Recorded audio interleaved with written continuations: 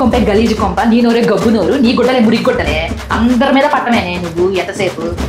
నేను నిజమే నీ నోరు గబ్బు నోరేనే. అయినా నా గురించి నీకెందుకే, నీ పని నువ్వు చూసుకోవే. ఎంతసేపు ఎదటోళ్ళ మీద పడి ఆడవడమే. పొద్దున్నే మహా తల్లి పెట్టేసుకుంది నాతోటి. నీ మొహం చూసాను చూడు, నీ మొహమే పల్లి.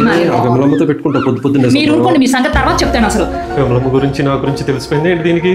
నా సంగతి ఏం చెప్తావే తర్వాత? లేకపోతే ఏంటండి, మీరు మరకలు పడ్డ షర్ట్ వేసుకొని విమలమ్మ ఇంటికి వెళ్ళారంట. అయినా దాని పంపకు మీరు ఎప్పుడు వెళ్ళారు? అదే విమలమ్మ మొన్న మిక్సీ రిపేర్ వచ్చింది, రెండు ఒకసారి చూడండి అంటేను వెళ్ళా. అట్లా కంగారుగా వెళ్తే వెళ్ళారు. ఎందుకు అట్లా ముందర మంచి గుడ్లు వేసుకొని వెళ్ళాలని తెలీదా మీకేమో? ఎవరికైనా హెల్ప్ అడిగితే ఉండబట్టలేక అమాంతం వెళ్ళిపోతారు. అలాగూ ఎక్కడైనా మీకు మీ హెల్పింగ్ నేచర్ మంచిదే, నేను కాదంటలేదు. కానీ కొంచెం చూసుకొని వెళ్ళండి, మంచి బట్టలు వేసుకొని వెళ్ళండి. అవి చూసారా నన్ను నిలదీసి అడుగుతుందండి, ఏ మురికి గుడ్లు వేసుకొని తిరుగుతున్నాడు మీ ఆయన, గుడ్ల మాత్రం ఉతకలేకపోతున్నావా, బతకమా అంటుంది. దీని బతకం గురించి కాలేజీలో అందరికీ తెలిసి, ఇది నాకు చెప్తుందా? ఇది పొద్దున్నే పెట్టేసుకుందండి నాతోటి.